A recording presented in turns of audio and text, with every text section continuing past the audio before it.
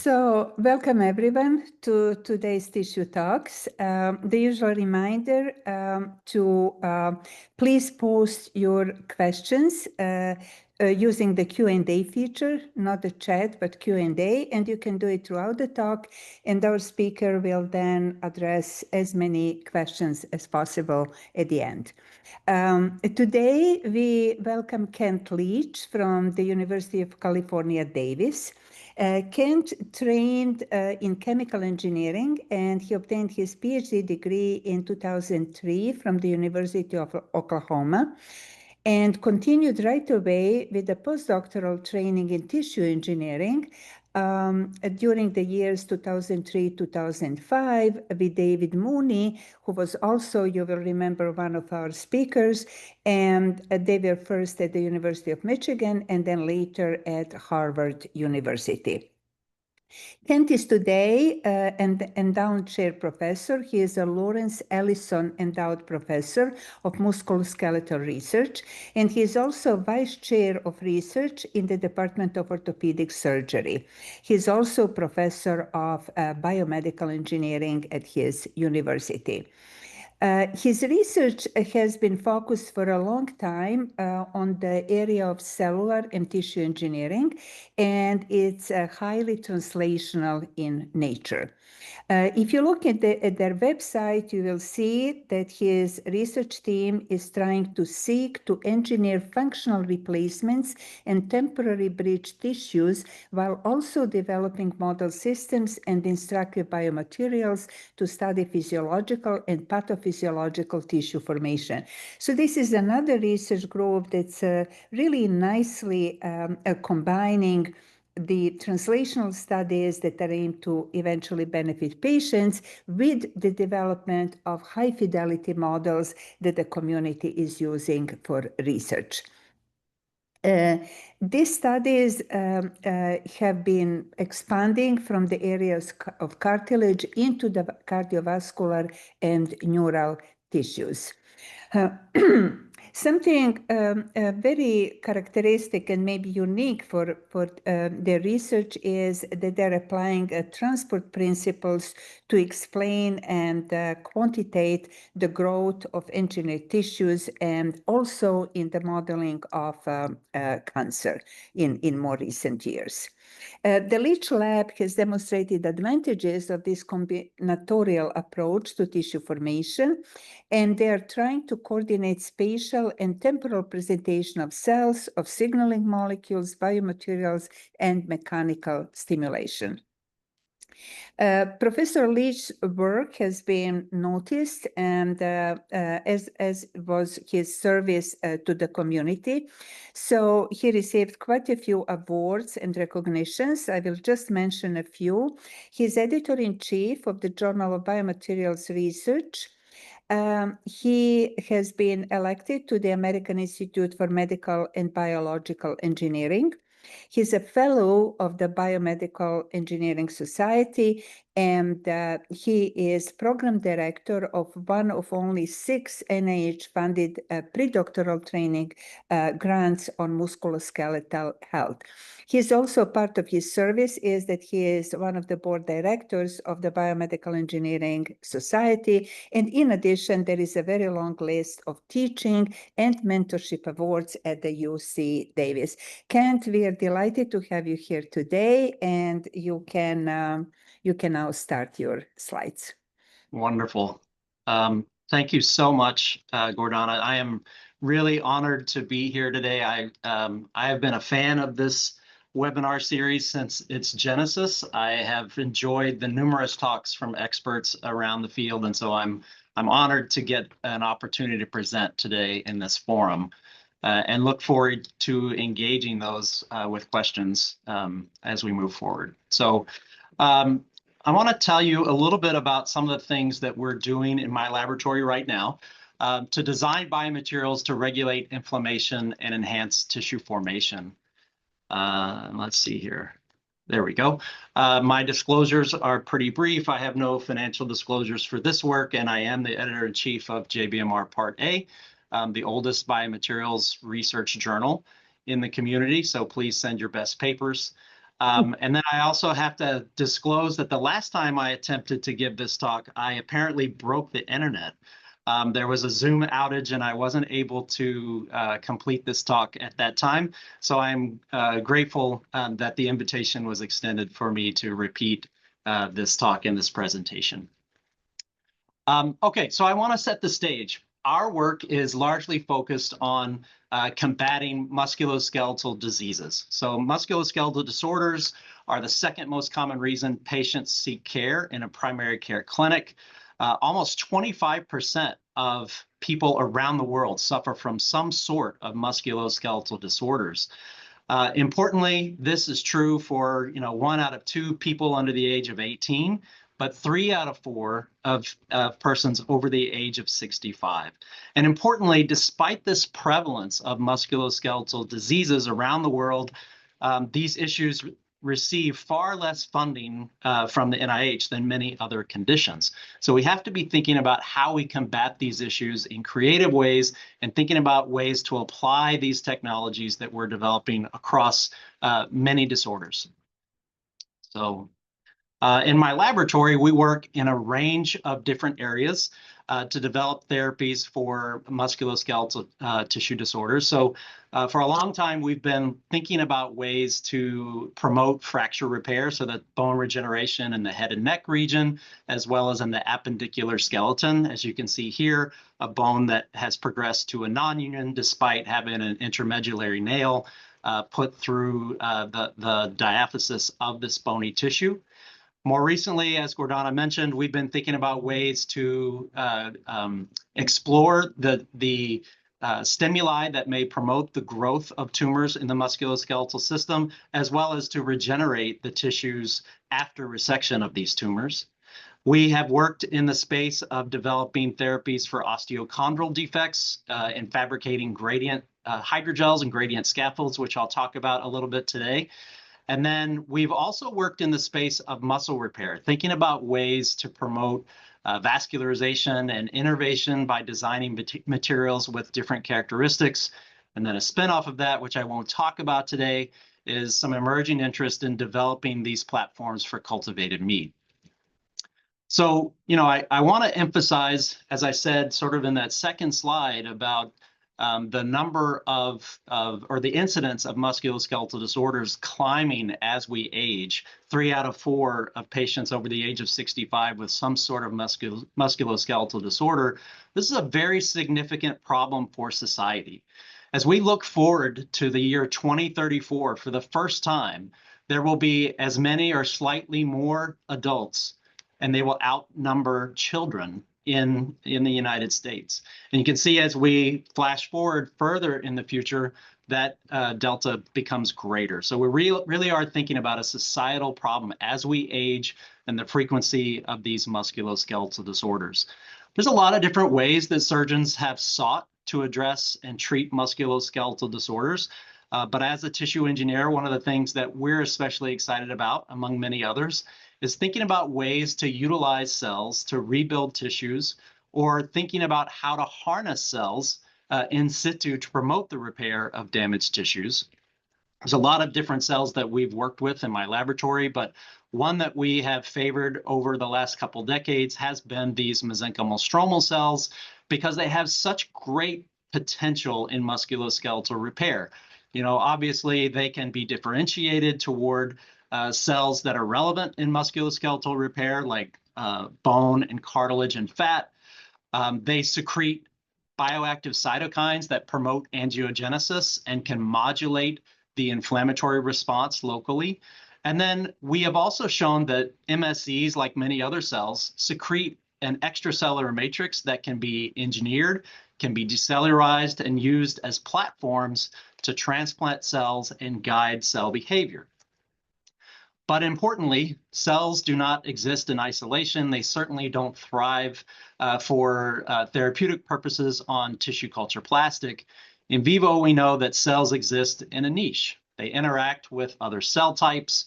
They enjoy gradients of nutrients, whether it be oxygen or sugar or other nutrients to promote their survival. They interact with an underlying extracellular matrix that the biophysical properties of which can guide cell behavior, proliferation, migration, and differentiation. And so in light of the existence of cells in vivo interacting with these various components, we think about designing biomaterial approaches to recapitulate this niche. And so this is a smattering of some of the biomaterials and technologies that we've developed in my laboratory over the years, some of them implantable, some injectable, some using naturally derived polymers and other synthetic polymers for different applications. And so what I want to talk to you today is about how we have explored 3 different aspects of biomaterials to modulate this inherent inflammation that occurs due to injury. Now, I want to emphasize that inflammation is not a bad thing. In fact, it is essential for normal bone repair. We see in this schematic here on the top left, this normal process of early inflammation, which is resolved, giving way to a repair phase and eventually a remodeling phase where this fracture can be fused together. And in mice, this is very well described with a very consistent timeline of the resolution of inflammation and bone formation and bone remodeling. This, again, very common and essential for normal tissue repair.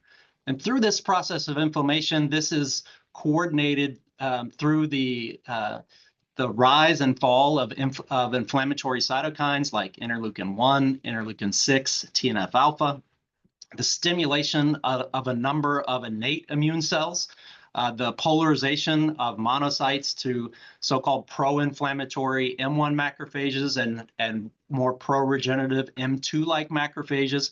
And these cells and cytokines work in concert to allow and encourage host cells to enter into the defect site and promote this repair process. But there are cases where inflammation can become more problematic, and one of those is during aging. One of the things that happens as we age is a rise in inflammatory cytokines and just an overall increase in the inflammatory milieu. There's a number of reasons for why this might be, but one area that my laboratory and others have been thinking about is how mesenchymal stromal cells and other cell types may be contributing to this process. Okay, so the late Judy Campisi did really impressive work to describe the role of cells as we age and describing this process as senescence, sort of that loss of the proliferative response. And no longer do we think that those senescent cells, which no longer proliferate, are just dormant and quiescent, but we actually know that they secrete inflammatory bioactive factors that can suppress tissue repair. Specifically, as we think about this process, Sandeep Khoslaw's has been thinking about how do senescent cells and what they secrete, how they modulate local cell differentiation from MSCs toward bone-forming osteoblasts and bone-resorbing osteoclasts. And the bioactive factors that are secreted by MSCs have been described as the SASP, the senescence-associated secretory phenotype. So this is a complex collection of bioactive molecules that mimic an inflammatory milieu and promote that environment. Now, the problem with, despite knowing that senescence can be detrimental and is certainly more frequent as we age, the problem with studying senescence is waiting for older animal models or waiting for cells to expand and undergo replicative senescence in culture. This is a hard thing to try to convince PhD students to wait until studying cells at passage 15 or waiting for animals to age to 24 months. So we have to think about ways to accelerate this process of senescence. There's a number of ways that have been explored in the literature. A few years ago, a PhD student in the laboratory, Bobby Gresham, wanted to compare these processes and try to understand how each of these stimuli that are used to model senescence, how they may compare. And one thing that is really important to note is there's not a single cell surface marker or a single genetic marker that can be used to identify a senescent cell. So it's really this collection of characteristics that that come down and can be used to describe a cell that is senescent. And so replicative senescence is the sort of gold standard, but again, there's issues with the time required to keep these cells in culture. And so Bobby wanted to compare this, the responsiveness of human bone marrow-derived mesenchymal stromal cells in tissue culture plastic when stimulated in different environments. So we had LP, low passage cells, and compared those to high passage cells to mimic replicative senescence or exposure to reactive oxygen species like hydrogen peroxide or chemotherapeutic drugs like etoposide or irradiation. And so what we see here is staining for gamma H2AX, which is a marker of DNA fragmentation and DNA damage, which is characteristic of cells undergoing senescence. You can see no real detectable examples of this green gamma H2AX in the low passage cells, kind of a couple of dots there in the high passage cells, and it becomes more and more apparent as we add these other reagents like H2O2, etoposide, or cells that undergo irradiation. And we can quantify that and see those differences quite clearly. So it's not just DNA damage that's the problem, though. Cells that are senescent exhibit much impaired tissue differentiate or cell differentiation capacity, right? So as we think about putting healthy mesenchymal stromal cells in osteogenic media and looking at calcium deposition, which is indicated here by the red, alizarin red S stain, we see nice, robust osteogenic differentiation in the healthy control mesenchymal stromal cells. But if we study osteogenic differentiation and calcium deposition with irradiated cells, we see a marked reduction, something that looks more like cells in growth media. And we can quantify that and see a pretty stark reduction in calcium deposition. And it's not just osteogenic differentiation that is impaired, but also chondrogenic differentiation. Irradiated MSCs exhibit sulfated GAG production on par with cells in growth media that aren't receiving these soluble cues. So importantly, for our purposes, osteogenic differentiation and chondrogenic differentiation are both markedly impaired for irradiated MSCs that are used to mimic senescence. And so sort of the take home of this, Bobby realized, is that these three techniques, H2O2, etoposide, and irradiation, all induce damage in the cell, and they all mimic some elements of senescence. But acute irradiation, which is very fast, gives us a population of cells in culture that really does a nice job of mimicking the senescent phenotype that we see with replicative exhaustion at a much shorter time frame. So next, Bobby wanted to use this model of senescent cells and try to explore if there were ways to suppress or abate this SASP and some of the detrimental effects of senescent cells. And so we know from pioneering work of Adam Engler and others that substrate stiffness is a key mediator of cell differentiation and cell behavior. And even more recently, work by John Atemonoff's lab has shown us that the engagement of integrin ligands with adhesion ligands like RGD can also modulate the expression of senescent markers, in this case, beta-galactosidase staining. And so that led us to think about how we might contribute in this process. Could we modulate stiffness? Could we modulate adhesivity? And would that have an effect on senescence? And so Bobby took the approach of culturing polyacrylamide gels, either with, in this case, collagen-1 or tissue culture plastic modulated with collagen-1. And so we have biomaterials that have two dramatically different stiffnesses, something that's more in the range of the soft spongy bone, 50 kilopascal range, or the cortical bone. And so then he seeded a combination of either healthy MSCs and senescent MSCs that were induced by irradiation, or simply the senescent MSCs on these different substrates to understand how the role of stiffness may influence the behavior of these senescent cells. And so what he saw when he's looking at gamma H2AX production, these on the top left, these are healthy MSCs on tissue culture plastic. We are seeing some baseline level of gamma H2AX. When we see these irradiated MSCs to mimic senescence, significant increase in this DNA damage, as you might expect.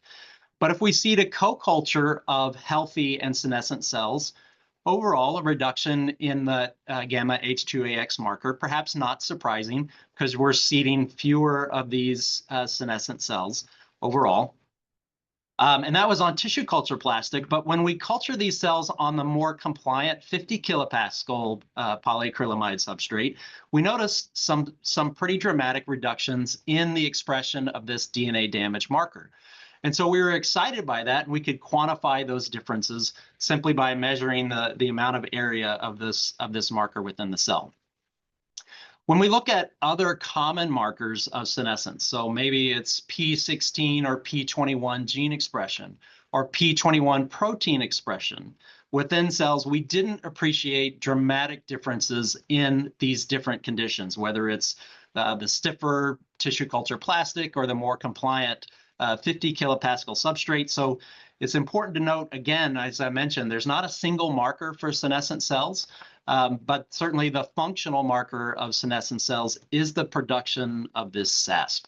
And so Bobby wanted to explore this with a high throughput ELISA process. So I want to draw your attention here to this Luminex assay where we see the more purplish blue colors represent higher production of these inflammatory markers, which are characteristic of the SASP.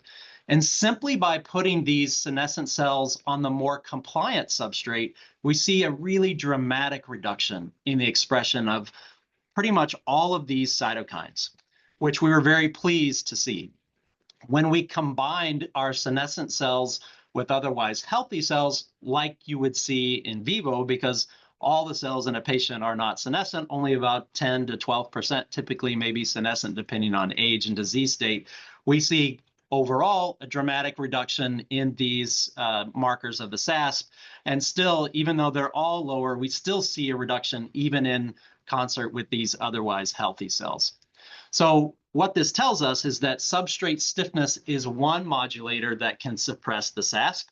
And as we think about using autologous cells from older donors for musculoskeletal repair, we should be thinking about the stiffness of the underlying substrate that we might use to transplant those cells or to recruit those cells into the defect.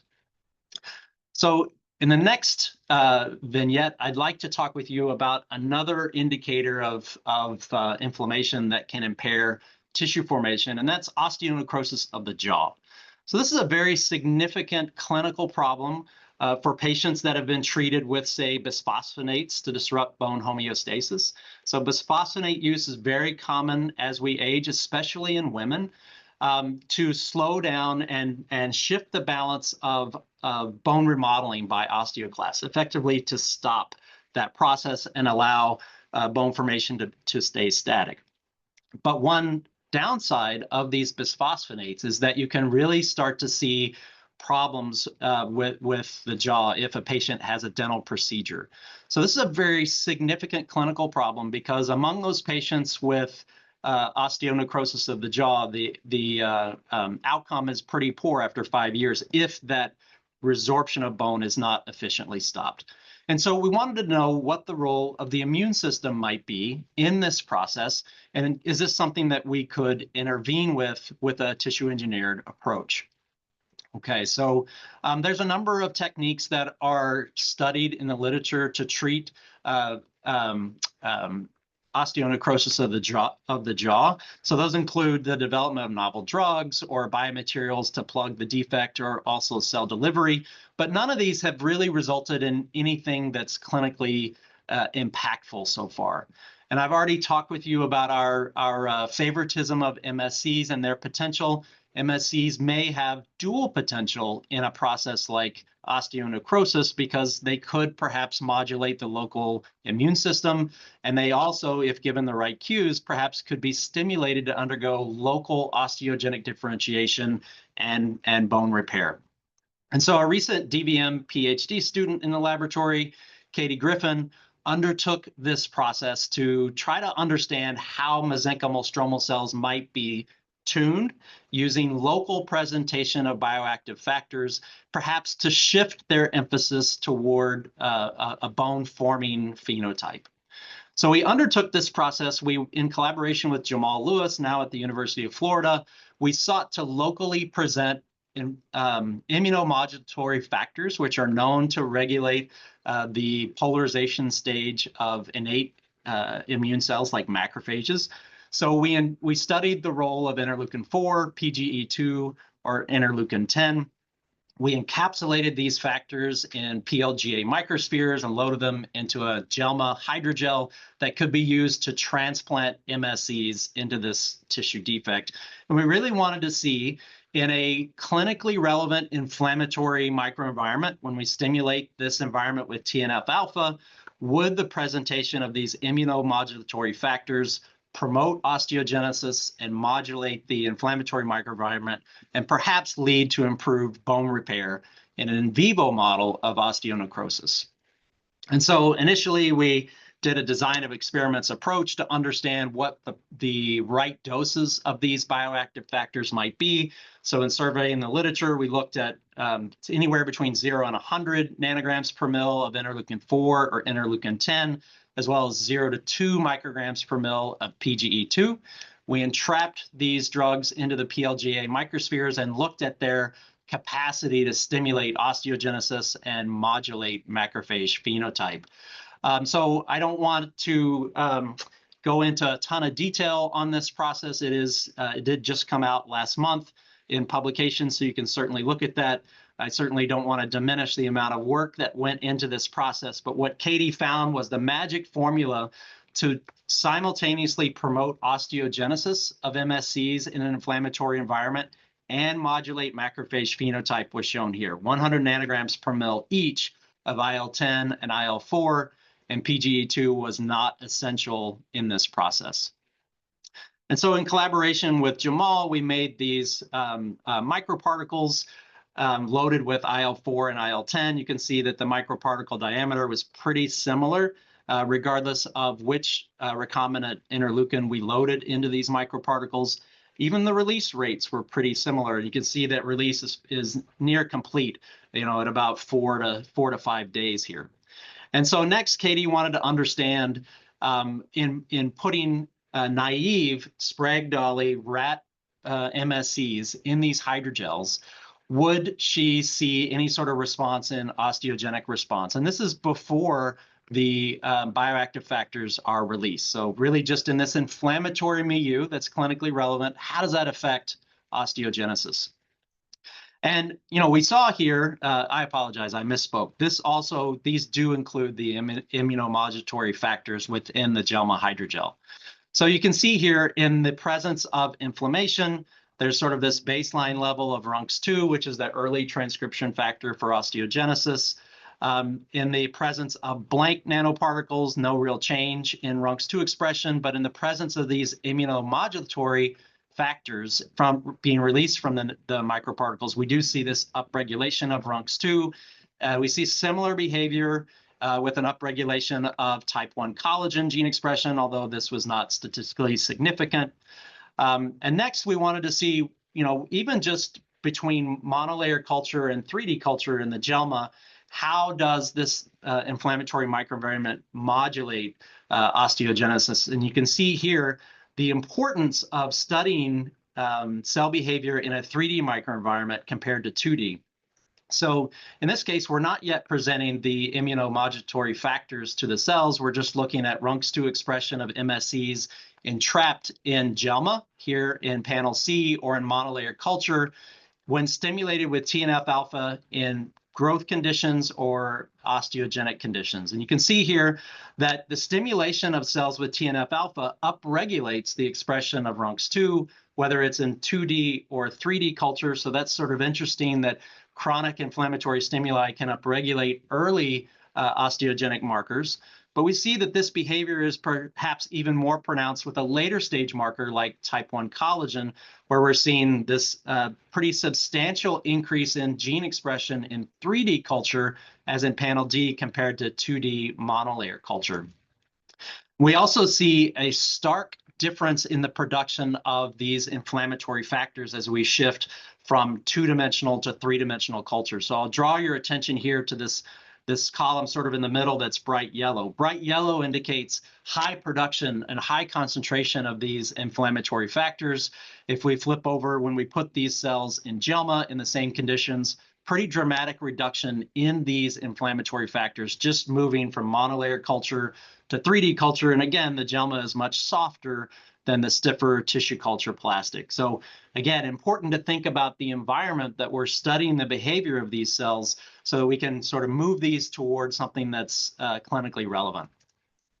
So next, we wanted to see how many of these microparticles we could put into these JELMA hydrogels without changing the mechanical properties. Here we see that grossly they look very similar.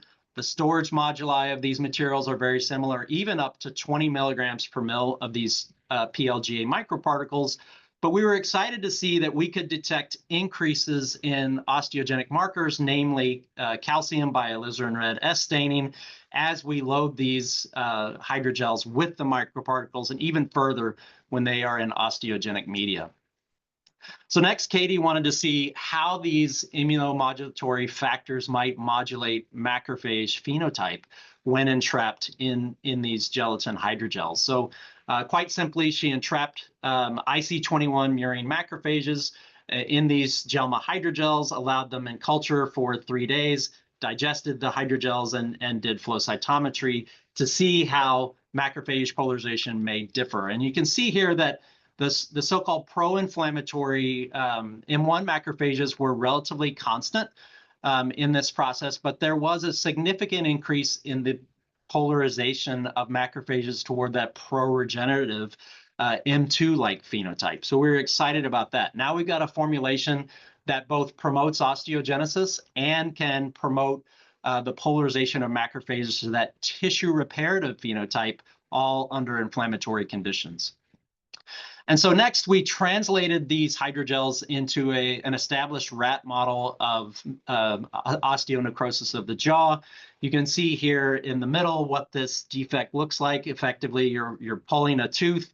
After 3 weeks of exposure to a bisphosphonate, you pull a tooth, which mimics an injury to the jaw, which is how a lot of these cases actually began. A patient goes in to the dentist and may have a tooth pulled or whatever it might be, and it initiates this cascade of events that results in bone resorption and can even be seen externally through the skin of animals and in humans. So this, again, a very significant clinical problem. And so we sought to mimic this. As I said, we injected bisphosphonate. We chose zoledronic acid. It's very common in clinical use. We did this 3 weeks before we started the procedure, as well as the day before we pulled the first molar in the rat jaw, and then immediately filled this defect with our hydrogel that contained naive rat MSCs and these immunomodulatory factors releasing IL-4 and IL-10. We looked at outputs of inflammation early on, and then later outputs, we looked at bone formation. And so early on at 3 days, we see pretty impressive differences in the tissue. Here in the jaw, you can see here, just treated with MSCs, the H&E stain is dark, represents lots of cells. Inflammation is still going on quite a lot. When treated with the JELMA containing just the immunomodulatory factors, we're seeing not nearly as many cells, not great robust tissue formation. But when treated with the MSCs in the hydrogel with immunomodulatory factors, we actually see a much healthier mucosa by H&E staining. When we looked at the presence of granulocytes, an early inflammatory cell population, we see many more of those here in the MSC treated, and then sort of a reduction as we go across to include the immunomodulatory factors with MSCs. But perhaps one of the most striking was when we injected a pan-cathepsin probe to look at local inflammation in the jaw. We could detect statistically significant reductions, a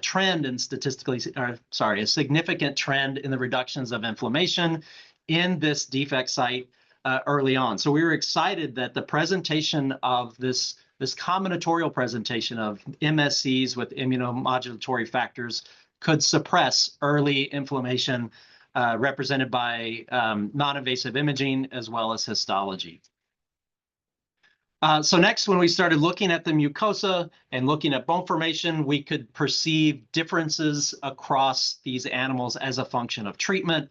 When we look at all animals, we see incidentally that those defects treated with MSCs alone in JELMA and MSCs together with the immunomodulatory factors resulted in the highest bone volume in this tissue defect, whereas implantation of the acellular construct just with the immunomodulatory factors produced the least bone formation among these three groups. Now, interestingly enough, we observed most of this improved bone formation was detected in female rats, not in the male rats, which were relatively static. And this is an important finding. We acknowledge the limitation of this study. It's a small sample size looking at sex differences for this outcome, but it's really important because females make up nearly 80% of the users of osteoporotic drugs like bisphosphonates. And so this is an important finding. Perhaps this sort of approach will work better in females than males, but this represents the subject of ongoing study. Importantly, the local presentation of MSCs together with these immunomodulatory factors can suppress inflammation and promote bone formation in this rat model of osteonecrosis. All right, so now I just want to pivot here and talk to you about the third approach that we are seeking to combat inflammation in my laboratory.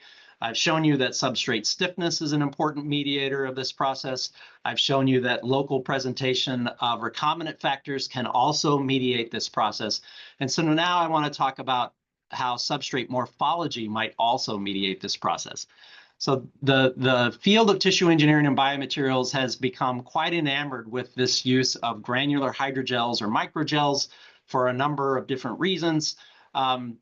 First of all, the microgel formulation results in micron-sized pores and mesh density, which allows cells to penetrate, migrate, and proliferate without having to wait to remodel that local microenvironment, as we see that's required in the nanomesh-sized bulk hydrogels. This interplay of stiffness and porosity, these are typically coupled with bulk hydrogels, but they can be readily decoupled with microgels, allowing you to expand your investigation. And once you get the technology in hand, it's not too difficult to produce these microgels, but certainly more challenging than sort of your standard bulk hydrogel like the JELMA gel I just shared with you.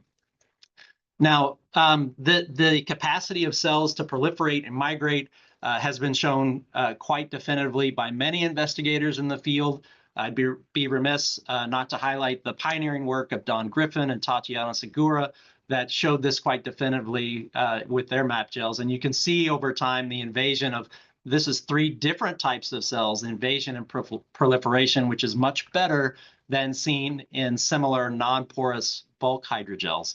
But we wanted to know what the role of microgel diameter might be on influencing cell response.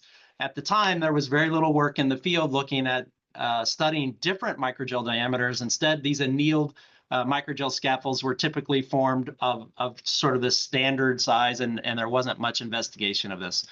And so another PhD student in the laboratory, who's now finished, Jeremy Lowen, sought to explore this technology using the same approach that Dino DiCarlo and Tatiana had used. And we're grateful to the collaboration with Dino to help get us started and make these microfluidic devices. And so we used the same microfluidic approach that they used. The polymer that we chose to explore this process was PEG vinyl sulfone. And we could cross-link these microgels and the polymer either with the non-degradable PEG-DT or some MMP cross-linker.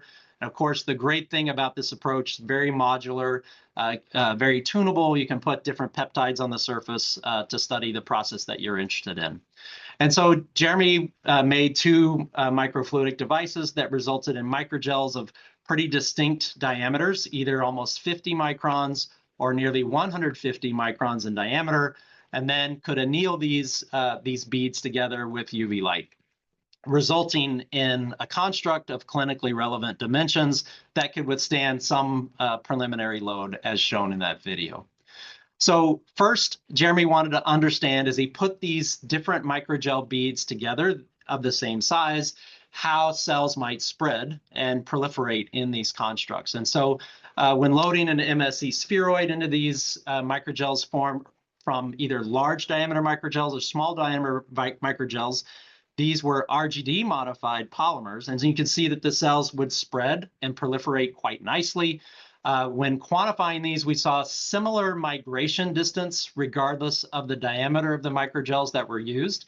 But we saw significant increases in cell proliferation when cells were placed in scaffolds formed of small 50 micron microgels compared to the 150 micron microgels. This might be because of improved surface area, increased surface area that's available for cells to spread and proliferate through these constructs.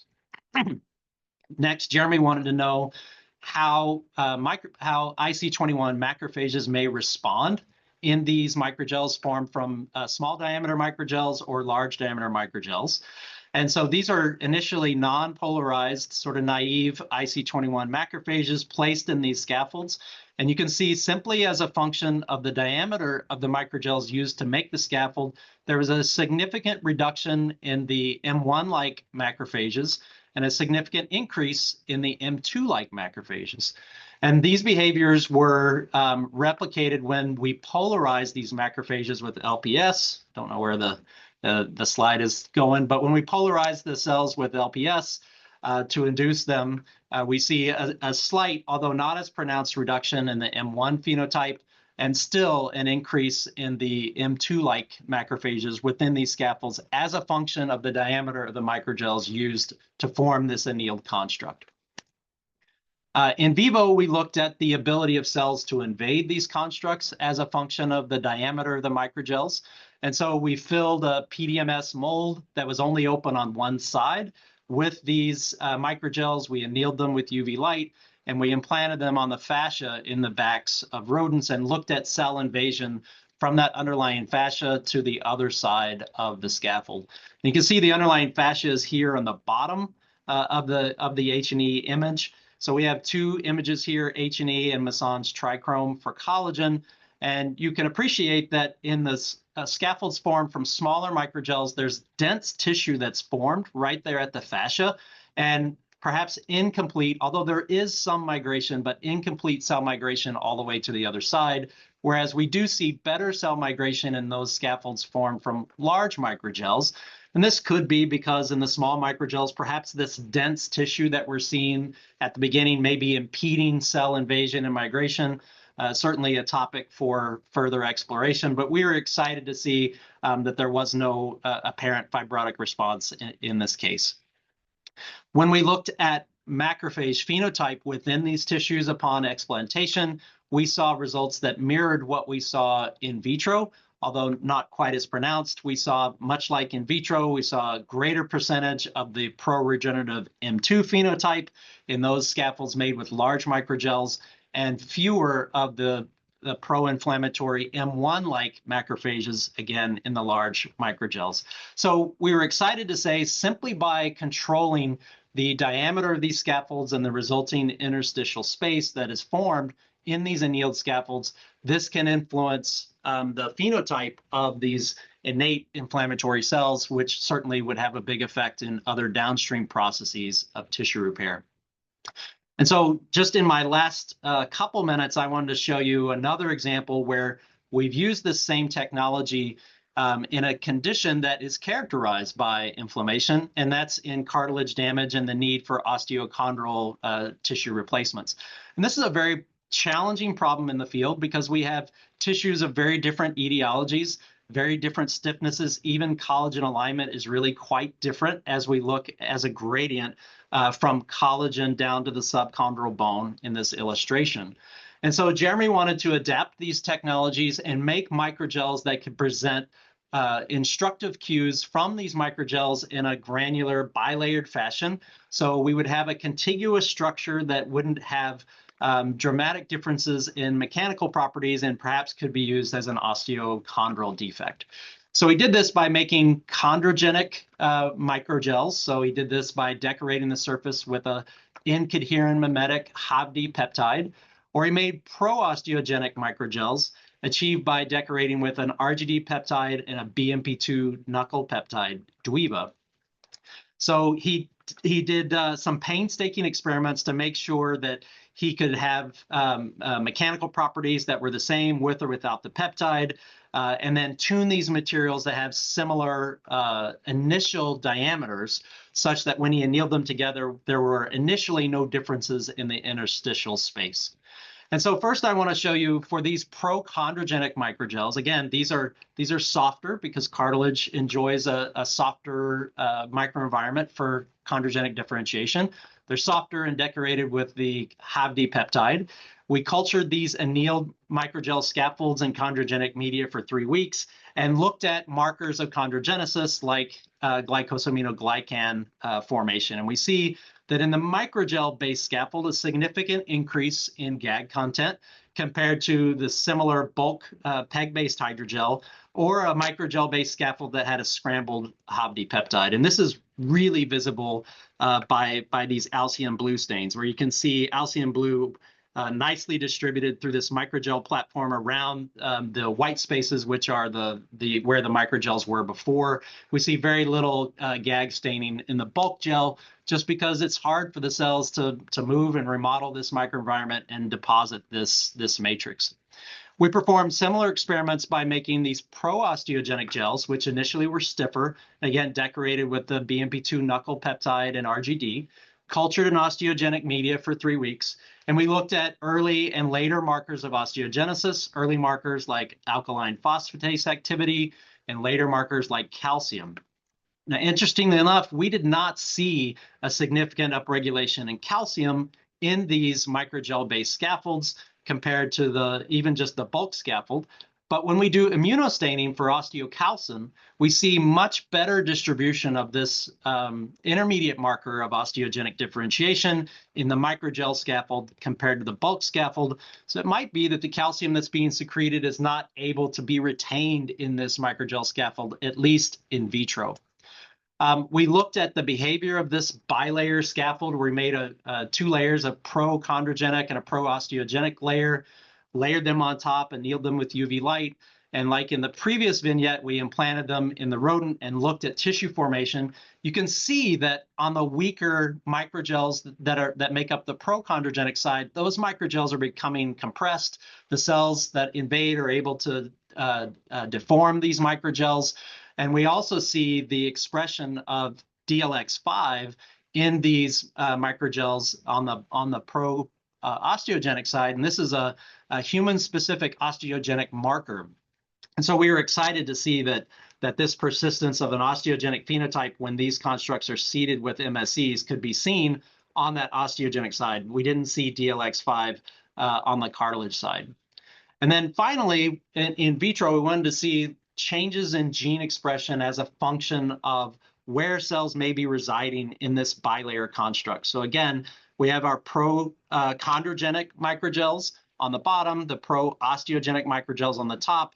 They're mixed with mesenchymal stromal cells, annealed with UV light, and cultured in mixed media, so a balance of chondrogenic and osteogenic media for 3 weeks. And then we collected those to look at how these constructs looked, as well as using some spatial transcriptomics to look at gene expression. And so just like in the H&E stain, previously you see that these microgels are a little smaller on the cartilage side. The cells can deform these constructs. They're not as able to deform the stiffer microgels on the pro-osteogenic side. But we see some really exciting behavior here. So green represents overexpression and red represents downregulation. And from the top, you see we have our bony edge, and then as we go toward the bottom of the construct, the cartilage edge of this construct. And we see that we're seeing upregulation in those osteogenic genes and the pro-osteogenic portion of these scaffolds, and a downregulation of the chondrogenic genes. And then as we move toward this the chondrogenic side of this bilayer scaffold, we see upregulation of these chondrogenic genes, and now a downregulation of the osteogenic genes. And so we were excited to see that tissue formation can be spatially controlled within an annealed substrate by which peptides and the stiffness that we might present. Again, perhaps a construct that can be used in a clinical condition that's characterized by an inflammatory milieu. So with that, I've shared with you 3 distinct biomaterials-based approaches that my laboratory has been using to combat local inflammation, which we hope will be useful in tissue repair, specifically substrate stiffness. I showed you that more compliant materials could suppress the anti-inflammatory SASP that's secreted by senescent-like cells. I showed you the possibility of local cytokine delivery, IL-4 and IL-10 from Gelma hydrogels, with an application of combating osteonecrosis of the jaw. And then lastly, I highlighted some of our recent work using microgel annealed scaffolds, showing you that morphology and of course stiffness can modulate macrophage phenotype and tissue formation. And then I want to emphasize one thing that I'm really excited about is this capacity to control spatial patterning of differentiation in this modular, highly tunable scaffold for lineage-specific potential. So with that, I want to thank the outstanding group of students I get to work with every day. They do all this work. Also want to, I'm grateful for funding from the National Science Foundation and the NIH predominantly for the work that I presented today. And with remaining time, I'd be happy to address any questions. Thank you so much, Ken. This was very, very interesting, and thank you for leaving time for questions. So let me just quickly announce our next speaker. So in a week from now, we will have Mark Schuyler Scott and from Stanford University, and he will be speaking about organ scale tissue engineering. So let's go to questions. The first one comes from Sevgi Sarika, sorry. He says, for the expression of senescence-associated markers, co-culture with healthy MSCs does not have an effect on elastic surface, while it significantly decreases expression in TCP. Why there is no effect on elastic surface? Yeah, I think that's a great question. You know, these studies were motivated by the fact that, again, not all cells in an aging patient are senescent, only about 10 to 15%. So in those studies specifically, we had a 3-to-1 ratio of healthy cells to senescent cells. And on the elastic surfaces, we already saw a dramatic reduction. I mean, order of magnitude reduction in those inflammatory markers characterized by the SASP. And so I think the combination with the healthy cells, simply there's just not a big need to reduce these markers. They're already really quite low. We do have some exciting data that perhaps I'll share if I get another chance in the future to come back to show that we have some biomaterials-based approaches to restore this loss of differentiation potential in the senescent cells. It may partially be mediated through that mechanism. Okay, thank you. Anu Krishnan is interested if the hydrogel that you described is specific to the tissue type you studied or can be maybe used for other tissue types. Yeah, that's a great question. I mean, Gelma is such a versatile material. In this case, we chose Gelma because we wanted to keep the focus on the immunomodulatory factors. We certainly could have used other tunable materials like PEG or alginate, any number of those things, but Gelma is something that's clinically available. We wanted to minimize these variables, and Gelma could certainly be used for many other tissue types. The benefit of Gelma in this formulation is you can easily tune the stiffness based on tuning the concentration of the polymer and the duration of UV light exposure. So it gives you really great flexibility for a number of applications. Yeah. So a question for Margaret Cruz. So she's referring to studies from about 2 years ago, 2023, on substrate mechanics modulating SASPs. And more recent studies where optimized delivery of IMF is steering macrophage MSC crosstalk.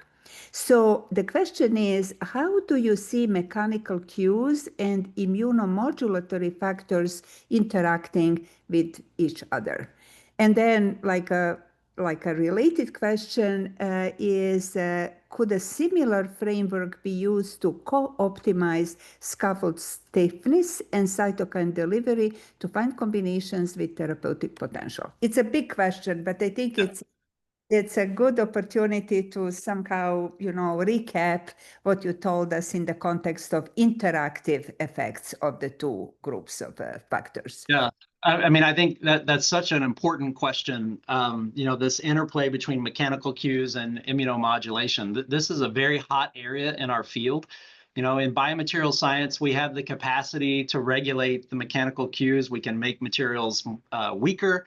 We can make them stiffer. We can use exogenous signals, maybe through light or through ultrasound, to modulate and tune these materials in real time. So I think it is a very potent way to modulate the local inflammatory response. And there's so many different applications for it, whether it's aging, like I talked about, or osteoarthritis, or fibrosis of the heart, a number of different techniques that could benefit from this sort of approach. And then your second question about is there a way to look at the interplay or using DOE to look at cytokine release and stiffness? Absolutely. What we showed in the first vignette was that more compliant substrates sort of obviated the need perhaps for higher concentrations of immunomodulatory factors. So certainly we're going to be working on a lower end of these factors, which is good. But DOE is a very powerful approach to this process, which many of us learn in our chemical engineering training, when we need to optimize many factors at a time in concert that interrelate with one another. So it's a potent and powerful technique to do that. We've had a lot of success with it in my own laboratory. So great question. Okay, and maybe I can ask you, going back to the first part of your talk, you discussed in great detail the effects of stiffness, which is very important, and you talked about senescence. And I was wondering if you look into different conditions where the stiffness has changed, in many cases due to pathology. So you have fibrosis of the lung and heart and in soft tissues. Is like how does the role of the senescence in these processes change depending on the tissue type and maybe pathology versus normal physiology versus aging? Or are there any principles that are conserved across the board, that are valid? Because your lab looked a lot into a sort of overarching principles of tissue building and tissue function. So how much commonality do you see across tissue types and different conditions changing the stiffness? That's a wonderful question. I would say that we haven't looked at that specifically, but I think it's a very important thing to consider, because these disease states, which are characterized by increased stiffness of an underlying ECM, whether it's in the heart or the lung, these are typically coordinated with aging, right? And so I think we definitely need to be looking at that. The converse of that, of course, is we've looked at the context, as well as Dr. Khosla, of senescent cells in bone, where there's this turnover of cells. Perhaps parts of the bone are becoming more brittle, but then there's a change in the composition of the bone marrow as well, where these MSCs are residing, shifting from a red to a more yellow fatty bone marrow. So there may also be contributions from other cell types like adipokines and other cells that may be contributing to this inflammatory milieu. But that's a wonderful question, certainly something we should explore and the field should explore. Ken, thanks again. And I would like to thank also the attendees for really nice, insightful questions, and hope to see you next week. All right. Thank you so much. I really enjoyed it. Have a great day. You too.